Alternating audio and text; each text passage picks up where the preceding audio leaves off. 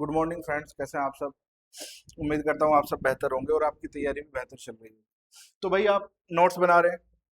Notes इसके बना रहे हैं। आप में से कई बच्चे मुझे मिले हैं जो जिन्होंने अपने नोट्स दिखाए भी हैं, जो हमारे ऑफलाइन वाले बच्चे हैं। ठीक है, तो ऐसे ही नोट्स बनाते रहिए। नोट्स बनाते रहिए, बहुत इंपॉर्टेंट सीरीज रहने वाली है ये। बहुत इंपॉर्टेंट सीरीज आपके लिए रहने वाली है। ठीक, इसमें हम वही करंट अफेयर्स कवर कर रहे हैं जो आपका वनडे एग्जाम्स के लिए इंपॉर्टेंट है। ठीक है, देखते हैं आज कौन से आर्टिकल आपके इंपॉर्टेंट है। देखिए, पहला आर्टिकल है आपका रफाइल के बारे में। रफाइल विवाद आप सबने सुना होगा। जब नई गवर्नमेंट आई तो उन्होंने फ्रांस के साथ में एक डील करी थी रफाइल को लेकर के। ठीक है, और इस डील को लेकर विपक्ष ने बहुत सारे आरोप लगाए थे सत्ता पक्ष के ऊपर, यानी सरकार के ऊपर, कि इसमें बहुत सारी धांधली हुई है, ये हुआ है, वो हुआ है। फिर सुप्रीम कोर्ट में भी एक केस गया था। तो ये एक बहुत ही चर्चित आपका करंट अफेयर रहा। ये बहुत चर्चित आपका एक करंट अफेयर रहा। देखते हैं अब इसमें क्या डेवलपमेंट हुई है। तो भारत द्वारा 3.25 लाख करोड़ के फाइटर जेट डील के करीब पहुंचने पर फ्रांस ने रफाल का फाइनल ऑफर दिया है भारत को। ठीक है, चर्चा में क्यों है अभी। फ्रांस ने और रफाल फाइटर एयरक्राफ्ट सप्लाई करने के लिए 3.25 लाख करोड़ की डील के लिए भारत को अपना फाइनल कमर्शियल प्रपोजल दिया है। ठीक है, ये तो रही आपकी करंट अफेयर की बात की है, न्यूज में क्यों है। अब आप सबको बताइए कि ये आपके जितने भी रफाल आने थे भारत में, ठीक है, लगभग 114 के करीब आने थे। कितने आने थे? लगभग 114 के करीब शायद आने थे, जिसमें से 94 का, और जिसमें से किस तरह से था कि जो शुरुआत के 20 थे, जो शुरुआत के 20 फाइटर जेट थे वो फ्लाई अवे के रूप में आने थे, यानी वहां से बिल्कुल फ्रांस से एकदम तैयार होकर के आने थे। फ्रांस से एकदम तैयार होकर के आने थे। और जो बाकी के 94 थे, ये 94 भारत को खुद बनाने थे। ठीक है, इस तरह की ये डील हुई थी ताकि मेक इन इंडिया को भी भारत में प्रमोट मिल सके। ठीक है, भारत में मेक इन इंडिया का भी प्रमोट हो सके। ठीक है, टाटा जो है आपका, टाटा ग्रुप और LNT ग्रुप है, Lawrence and turbo, sorry Larsen and turbo, इनके साथ में मिल करके भारत में ही डेवलप होने थे बाकी के 94 जेट्स। तो ये आपका रफाइल जेट के बारे में था। फ्रांस ने रफाइल फाइटर जेट डील के लिए भारत को फाइनल ऑफर दिया है। यह प्रपोज डील करीब 3.25 लाख करोड़ की रहने वाली है। इस एग्रीमेंट में इंडियन एयरफोर्स के लिए 114 रफाइल जो फाइटर एयरक्राफ्ट हैं उनको खरीदना शामिल है। किस तरह से? 20 तो आएंगे बिल्कुल तैयार एकदम, और बाकी के 94 किस तरह से? ये भारत को खुद डेवलप करने हैं। ठीक है, मेक इन इंडिया के तहत। इस डील में weapon package, maintenance support, training, simulator, logistics और टेक्नोलॉजी ट्रांसफर भी शामिल है। मैंने आपको बताया 94 भारत को खुद बनाने हैं, तो इसकी टेक्नोलॉजी कहाँ से आएगी भारत के पास? तो इसकी टेक्नोलॉजी कौन भारत को शेयर करेगा? ये करेगा फ्रांस, भारत के साथ में एक जो टेक्नोलॉजी है इसको भी शेयर करेगा, और ये इसी डील का हिस्सा है, राफेल डील का। राफेल फ्रांस की दसॉल्ट एविएशन कंपनी द्वारा बनाया गया है। इस प्रोक्योरमेंट में इंडियन एयरफोर्स की कम्बैट कैपेबिलिटी में काफी बढ़ोतरी होने और नेशनल सिक्योरिटी मजबूत होने की उम्मीद है। ठीक है, अब ये राइफल फाइटर जो एयरक्राफ्ट है इसके बारे में बताया गया है थोड़ा, कि राफेल एक twin engine multi role fighter aircraft है जिसे दसॉल्ट एविएशन फ्रांस ने बनाया है। यह एयर सुपीरियोरिटी, ग्राउंड अटैक, टोही, न्यूक्लियर डिटरेंस और समुद्री स्ट्राइक मिशन कर सकता है। ये सारी बातें, ठीक है, तो आपको पता होना चाहिए। आपसे वन लाइनर में पूछ लेगा सीधा सीधा कि अमाउंट क्या था इसका, तो रुपए 3.25 लाख करोड़ का इसका अमाउंट था। दूसरी चीज आप याद रखेंगे कि भारत में 114 राफेल फाइटर आने थे, जिसमें 20 एकदम तैयार होकर के आएंगे और 94 भारत खुद से तैयार करेगा, टेक्नोलॉजी लेकर के। कहां से? फ्रांस से। तो इतना आपको इसके बारे में पता होना चाहिए बस, इसके अलावा इसमें कुछ ज्यादा इंपॉर्टेंट नहीं है। कंपनी पूछ सकता है आपसे, फ्रांस की कौन सी कंपनी है? तो दसॉल्ट कंपनी कहाँ की है? फ्रांस की है। भारत की कौन कौन सी कंपनियां हैं इसमें? एक तो टाटा है और एक है LNT, यानी लार्सन एंड टर्बो। ये दो कंपनियां भारत की तरफ से हैं, और एक कंपनी दसॉल्ट कहाँ की है? फ्रांस की है। ये सब मिलकर के भारत में तैयार करेंगे। अगला आर्टिकल देखते हैं। चीन पर निर्भरता कम करने हेतु भारत पॉलीसिलिकॉन मैन्युफैक्चरिंग के लिए PLI स्कीम लॉन्च करेगा। PLI स्कीम कौन सी होती है? कौन सी होती है PLI स्कीम? बताएं। इसको बोलते हैं production linked incentive scheme. Bharat सरकार पॉलीसिलिकॉन मैन्युफैक्चरिंग के लिए एक PLI लॉन्च करने का प्लान बना रही है। इस पहल का उद्देश्य सोलर पैनल में इस्तेमाल होने वाले एक मेन रॉ मटेरियल के लिए जो चीन पर भारत की डिपेंडेंस है उसको कम करना है। जो भारत इसके लिए चीन पर डिपेंड रहता है, अब इस स्कीम के तहत भारत का ये मकसद है कि जो चीन पर निर्भरता है इसको खत्म किया जा सके। यहाँ से आपका सवाल क्या बनेगा कि भारत सरकार रिन्यूएबल एनर्जी सेक्टर के लिए कौन सी नई स्कीम लॉन्च करने की प्लानिंग कर रही है। तो स्कीम का नाम क्या है, पॉलीसिलिकॉन मैन्युफैक्चरिंग के लिए एक प्रोडक्शन लिंक्ड इंसेंटिव स्कीम। मुख्य बिंदु उसके क्या रहेंगे, केंद्र पॉलीसिलिकॉन के डोमेस्टिक प्रोडक्शन को बढ़ावा देने के लिए एक पीएलआई स्कीम तैयार कर रहा है। ठीक है, पॉलीसिलिकॉन सोलर सेल और सोलर पैनल बनाने के लिए इस्तेमाल होने वाला मेन रॉ मटेरियल है। यानी जो आप सोलर पैनल बनाते हैं या सोलर सेल बनाते हैं, जो उसमें रॉ मटेरियल इस्तेमाल होता है, रॉ मटेरियल बोलते हैं कच्चे माल को, तो जो उसमें कच्चा माल इस्तेमाल होता है वो क्या है, वो है पॉलीसिलिकॉन, वो है पॉलीसिलिकॉन। और ये पॉलीसिलिकॉन कहाँ से आता है, ये आता है चाइना से। ठीक है, अब सपोज करें कभी चाइना ने इसको हमें देना बंद कर दिया या इसके रेट बढ़ा दिए, जब हम इसके ऊपर पूरी तरीके से चाइना पर ही डिपेंड है इसके लिए, तो चाइना कुछ भी कर सकता है। ठीक है, तो इस तरह के हालात हमारे सामने ना हो, तो सरकार ने उसको देखते हुए एक polysilicon manufacturing production linked incentive नाम से एक योजना बना रहे हैं, एक प्लान बना रहे हैं कि इसको हम भारत में ही बनाएंगे। अगर हम इसको भारत में बनाएंगे तो दो फायदे होंगे, एक तो आत्मनिर्भर भारत मेक इन इंडिया जो गवर्नमेंट का मिशन है उसको प्रमोशन मिलेगा, वो प्रमोट होगा। और दूसरा दूसरा हमारा जो एक वो बोलते हैं ना, जो हमारा ट्रेड डेफिसिट है चाइना के साथ में, ट्रेड डेफिसिट, ट्रेड डेफिसिट क्या होता है, अगर किसी देश के साथ में हम क्या कर रहे हैं, एक्सपोर्ट तो कम कर रहे हैं उस देश को और इंपोर्ट ज्यादा कर रहे हैं, इंपोर्ट ज्यादा कर रहे हैं, तो इसका मतलब क्या है, हमारा ट्रेड डेफिसिट है, यानी व्यापार घाटा है हमारा। तो ये जो व्यापार घाटा है इसको भी कम करने में मदद देगी ये स्कीम। इस स्कीम का मकसद भारत के अंदर पॉलीसिलिकॉन से लेकर सोलर मॉड्यूल तक एक पूरी सोलर मैन्युफैक्चरिंग वैल्यू चेन बनाना है। यह सरकार के आत्मनिर्भर भारत मेक इन इंडिया जो भारत का प्रोग्राम चल रहा है और भारत के क्लीन एनर्जी ट्रांजिशन के विजन को सपोर्ट करता है। ठीक है, पॉलीसिलिकॉन क्या है, पॉलीसिलिकॉन सिलिकॉन का एक बहुत ज्यादा शुद्ध रूप है जिसका इस्तेमाल सोलर फोटोवोल्टिक पीवी सेल या सेमीकंडक्टर चिप बनाने में होता है। यह सोलर वेफर, सोलर सेल और सोलर मॉड्यूल बनाने के लिए बेसिक कच्चा माल है। ठीक है, तो ये स्कीम आप याद रखेंगे। इसका फायदा क्या है, मैंने आपको बता दिया, ट्रेड डेफिसिट भारत का कम करेगा चाइना के साथ में, भारत को आत्मनिर्भर बनाएगा, ये इसके कुछ फायदे हैं।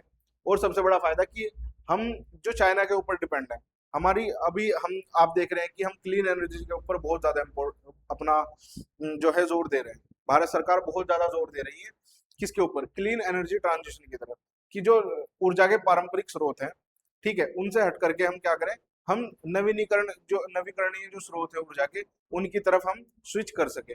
ठीक है, तो इसके लिए भी ये बहुत इंपॉर्टेंट रहने वाला है। ठीक, अगला आर्टिकल देखते हैं। अगला आर्टिकल है इंडिया इंटरनेशनल बुलियन एक्सचेंज के सीईओ अशोक गौतम ने इस्तीफा दे दिया है। ठीक है, अब ये क्या है, IIBX बोलते हैं जिसको, India international bullion exchange. Sorry बच्चों, आप सबको बताएं कि यहाँ से कांवड़ यात्रा गुजर रही है तो डीजे की वजह से थोड़ा प्रॉब्लम हो सकती है, बहुत जोर से डीजे चल रहा है। 1 मिनट देंगे, शायद वो आगे बढ़ जाए तो फिर शुरू करते हैं।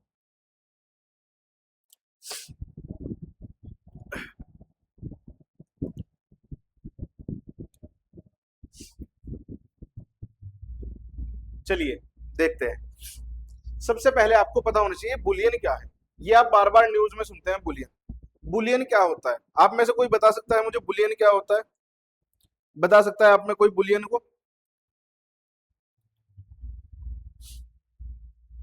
हाँ भाई, बता सकता है कोई बुलियन के बारे में?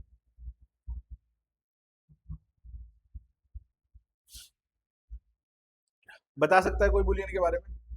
तब तक ये डीजे भी निकल जाएगा, आप इतना थोड़ा कमेंट करें। अरे सॉरी, मैं तो भूल ही गया था, रिकॉर्डेड क्लास है। ठीक है, चलिए मैं बताता हूँ।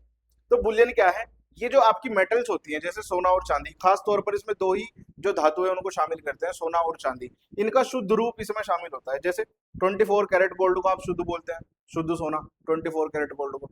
तो इसमें जो ट्रेड होता है वो बिल्कुल शुद्ध रूप में होता है धातुओं का ट्रेड बुलियन में।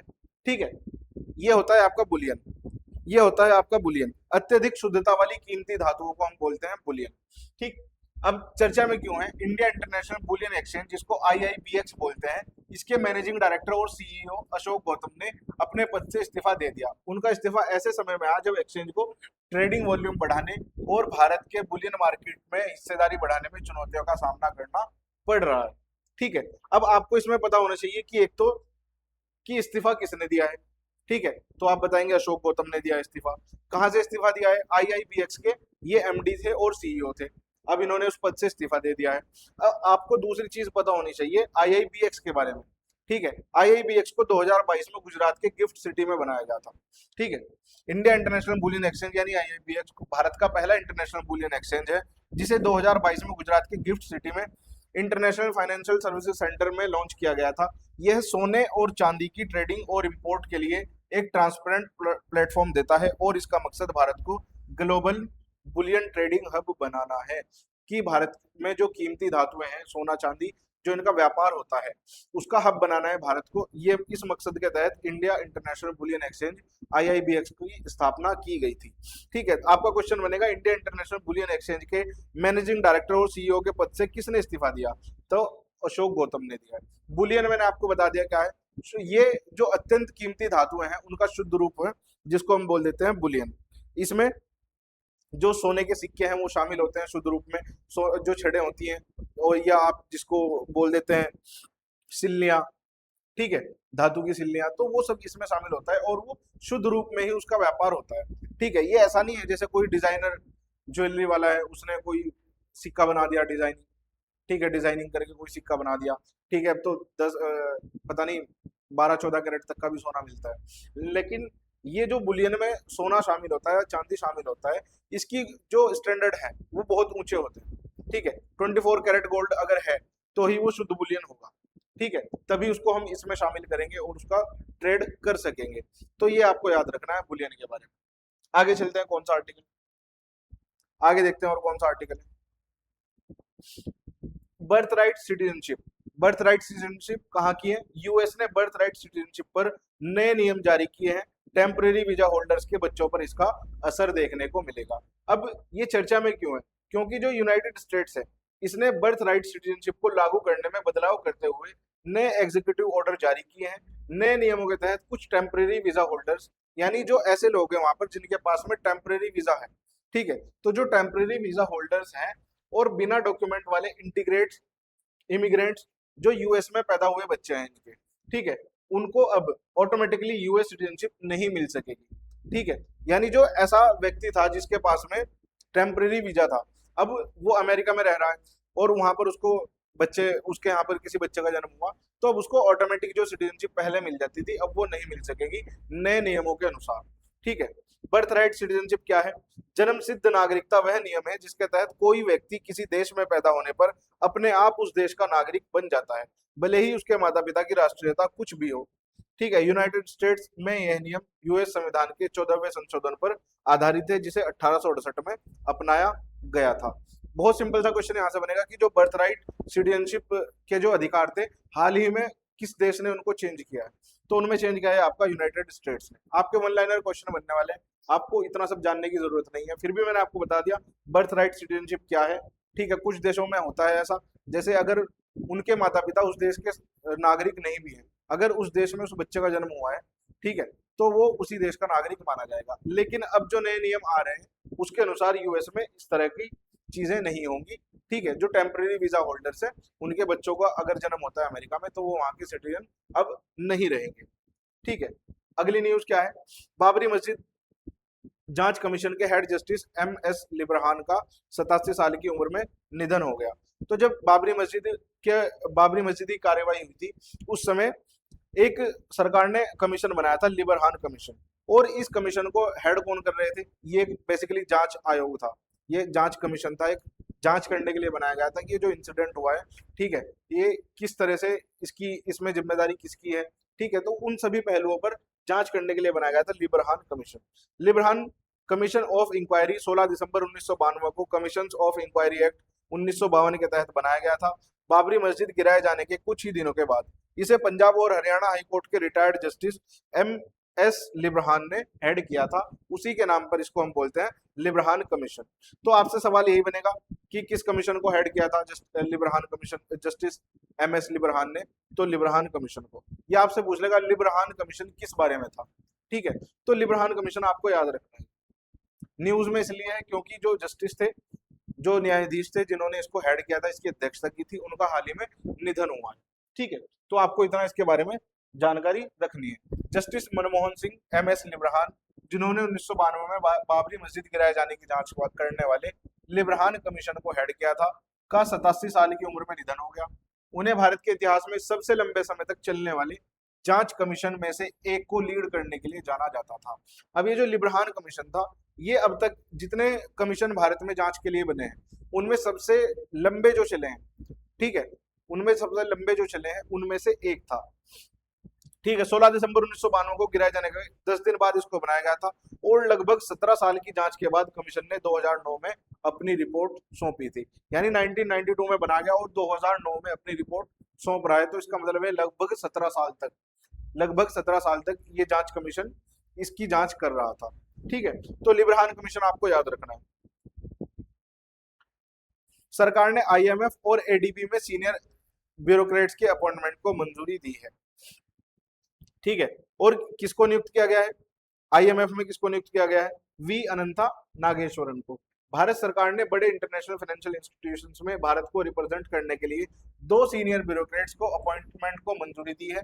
पहले कौन है? वी अनंता नागेश्वरन, इनको आईएमएफ भेजा गया है, ठीक है, एग्जीक्यूटिव डायरेक्टर बना करके। जबकि जो अजय सेठ है, अजय सेठ को भेजा गया है एशियन डेवलपमेंट बैंक में एग्जीक्यूटिव डायरेक्टर बना करके। 2 व्यक्ति हैं, एक को एडीबी में भेजा गया है और एक को आईएमएफ में भेजा गया है। तो जो आईएमएफ है आपका, इंटरनेशनल मॉनेटरी फंड, ये 1944 में 1944 में एक सम्मेलन हुआ था जिसको ब्रेटन वुड सम्मेलन बोलते हैं। क्या बोलते हैं? ब्रेटन वुड सम्मेलन बोलते हैं। इसकी 2 जुड़वा संतानें हुई ब्रेटन वुड सम्मेलन की, और दोनों को आप अच्छे से जानते हैं। पहला है आपका आईएमएफ यानी इंटरनेशनल मॉनेटरी फंड, और दूसरा है आपका वर्ल्ड बैंक। ठीक है, दूसरा आपका वर्ल्ड बैंक। दोनों निकले हैं, दोनों का पेरेंट जो कॉन्फ्रेंस है वो कौन सी है? ब्रेटन वुड कॉन्फ्रेंस है। दोनों निकले हैं ब्रेटन वुड कॉन्फ्रेंस से, ब्रेटन वुड सम्मेलन से। आईएमएफ एक ग्लोबल फाइनेंशियल इंस्टीट्यूशन है जिसे 1944 में international monetary cooperation, financial stability और बैलेंस ट्रेड और सस्टेनेबल इकोनॉमिक ग्रोथ को बढ़ावा देने के लिए बनाया गया था। इसका हेडक्वार्टर कहाँ पे है? वाशिंगटन डीसी में है, यूएसए में। और हाल ही में अभी इसके रिसेंट कितने मेंबर है? 191 मेंबर इसके हैं, जिसमें भारत भी शामिल है। ठीक है, तो आपको याद रखना है कि एडीबी के जो डायरेक्टर हैं, एग्जीक्यूटिव डायरेक्टर, वो कौन बनाए गए हैं? अजय सेठ। और आईएमएफ में कौन भेजे गए हैं? वी अनंता नागेश्वरन। ये दोनों नाम आपको याद रखने हैं। आगे चलते हैं, आगे चलते हैं। अभी हाल ही में इंडियन इंस्टीट्यूट ऑफ एस्ट्रोफिजिक्स यानी आईआईए, इसकी डायरेक्टर डॉक्टर अन्नापूर्णी सुब्रमण्यम को स्पेस रिसर्च और एस्ट्रोफिजिक्स में उनके शानदार योगदान के लिए प्रतिष्ठित COS PAR यानी कॉस्पर जो अवार्ड है, विक्रम साराभाई मेडल, वो दिया गया है 2026 का। तो आपसे पूछ ले, कॉस्पर विक्रम साराभाई मेडल 2026 किसको मिला है? तो आप बताएंगे किसको मिला है? डॉक्टर अन्नपूर्णी सुब्रमण्यम को। ठीक है, और ये मेडल क्या है? COSPAR Vikram Sarabhai medal space research में शानदार योगदान को पहचानने के लिए कमिटी ऑन स्पेस रिसर्च यानी कॉस्पर देता है। इस मेडल का नाम भारतीय स्पेस प्रोग्राम के जनक डॉक्टर विक्रम साराभाई के नाम पर रखा गया है। तो आपको नियुक्ति याद रखनी है कि 2026 में ये किसको मिला है, ये मेडल किसको मिला है? तो डॉक्टर अन्नपूर्णी सुब्रमण्यम को ये अवार्ड जो है 2026 का मिला है, विक्रम साराभाई मेडल, कॉस्पर विक्रम साराभाई मेडल। ठीक है, आगे चलते हैं। पवन हंस ने इलेक्ट्रिक सीप्लेन टेक्नोलॉजी को एक्सप्लोर करने हेतु नॉर्वे की नोएमी एरोस्पेस के साथ में पार्टनरशिप की है। अगेन बहुत ज्यादा इंपॉर्टेंट आर्टिकल नहीं है क्योंकि भारत की एक कंपनी का आर्टिकल है। तो अगर आपसे पूछेगा ज्यादा से ज्यादा कंपनी का नाम पूछ लेगा, किस भारतीय कंपनी ने नॉर्वे की नोएमी एरोस्पेस के साथ MOU साइन किया? तो पवन हंस लिमिटेड, जिसको PHL शॉर्ट में बोलते हैं। आपको इतना ही याद रखना है। कॉपरेशन का एरिया कौन कौन से है? Electric seaplane technology, skill development, technical knowledge या फिजिबिलिटी स्टडीज। ठीक है, ये आपसे नहीं पूछेगा, इतना ज्यादा डीप में नहीं जाता। तो आपसे यहाँ से सीधा सीधा वन लाइनर पूछे जाएंगे। जिन क्वेश्चंस में स्टैटिक होगा वो मैं आपको खुद बताऊंगा। ठीक है, यहाँ से आप जब नोट्स बनाएंगे सिर्फ इतना लिखेंगे कि कंपनी कौन सी है, पवन हंस लिमिटेड है, और किसके साथ में MOU साइन कर रही है? नॉर्वे की कंपनी है नोएमी एरोस्पेस, इसके साथ में इन्होंने MOU साइन किया है, मेमोरेंडम ऑफ अंडरस्टैंडिंग को साइन किया है। पवन हंस लिमिटेड ने नोएमी एरोस्पेस के साथ एक नॉन बाइंडिंग MOU साइन किया। इस पार्टनरशिप में इलेक्ट्रिक सीप्लेन टेक्नोलॉजी और सस्टेनेबल एविएशन सॉल्यूशंस को एक्सप्लोर करना शामिल है। ठीक है, अगला आर्टिकल देखते हैं। क्या है अगला आर्टिकल? भारत ने मध्यम दूरी की बैलिस्टिक मिसाइल अग्नि 4 का सफल परीक्षण किया है। क्या है अग्नि 4 मिसाइल? इसकी रेंज लगभग 4000 किलोमीटर है और ये 2 चरण में चलती है। ठोस ईंधन वाली है, सॉलिड फ्यूल इसमें भरा जाता है और ये एक बैलिस्टिक मिसाइल है। और इसका टाइप क्या है? ये S2S है, S2S है, यानी सरफेस टू सरफेस, सतह से सतह पर मार करने वाली एक मिसाइल है। यानी अगर आप यहाँ से सतह से इसको चलाएंगे तो ये सतह पे ही वार करेगी। ठीक है, कोऑर्डिनेट्स आपने इसको डाल दिए कि इस कोऑर्डिनेट्स पे जाकर अटैक करना है, ये वहीं पर अटैक करेगी। रेंज इसकी कितनी है ये पूछ लेता है, अग्नि 4 की रेंज कितनी है? तो 4000 किलोमीटर अग्नि 4 की रेंज है। भारत ने ओडिशा के चांदीपुर स्थित इंटीग्रेटेड टेस्ट रेंज से स्वदेशी रूप से विकसित मध्यम दूरी की बैलिस्टिक मिसाइल MRBM अग्नि 4 का सफलतापूर्वक परीक्षण किया। ठीक है, यह सफल लॉन्च भारत की विश्वसनीय रणनीतिक प्रतिरोध क्षमता और स्वदेशी मिसाइल क्षमताओं को मजबूत करने की दिशा में एक और महत्वपूर्ण उपलब्धि है। अग्नि 4 क्या है?